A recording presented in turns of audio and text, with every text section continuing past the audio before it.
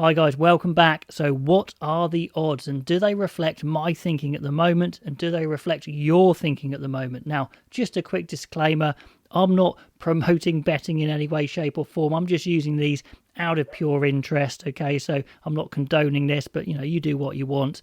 And all these odds are from oddschecker.com and they're for the first test. So I'm just looking this out of interest. Let's look at New Zealand versus Ireland, and I can't wait for this tour, to be honest. I think Ireland's confidence maybe has been dented a bit by their domestic poor end to their season. New Zealand, well, they don't quite know where they're going to be with certain positions, so it's just really all up in the air. Everyone's just a little bit on edge, and I like that a lot. But here are the odds.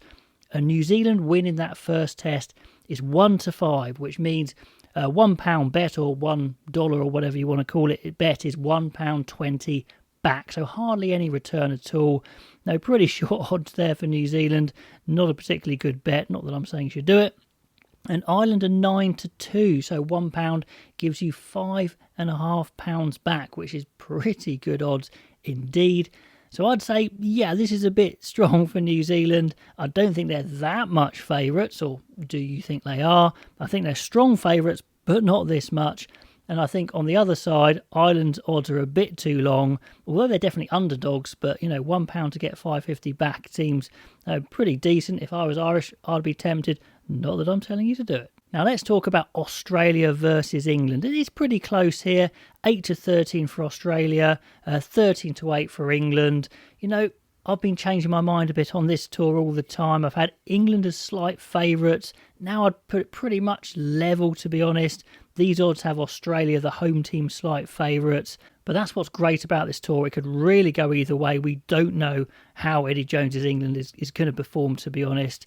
I'm a little bit more sceptical, but maybe that's just me being a bit down on my home team. I don't know. But I wouldn't have them as the clear underdogs. I think I would have it dead level.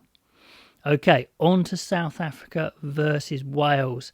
Now, the more I think about this, the more I think South Africa are the strong favourites, and at 1-9, yeah, really strong favourites. You're only getting £1.11 back, so it's not even worth bothering, to be honest. Wales, 6-1, £1 equals 7 back, so it pretty much gives Wales very little chance of winning, offering a big return. Should anybody be tempted? Well, I just can't really see a win, to be honest. I saw an article from Sam Warburton today who thinks they can get a win. And of course, there's a chance they could get a win. But I think it's a real long shot, probably longer than those odds, actually.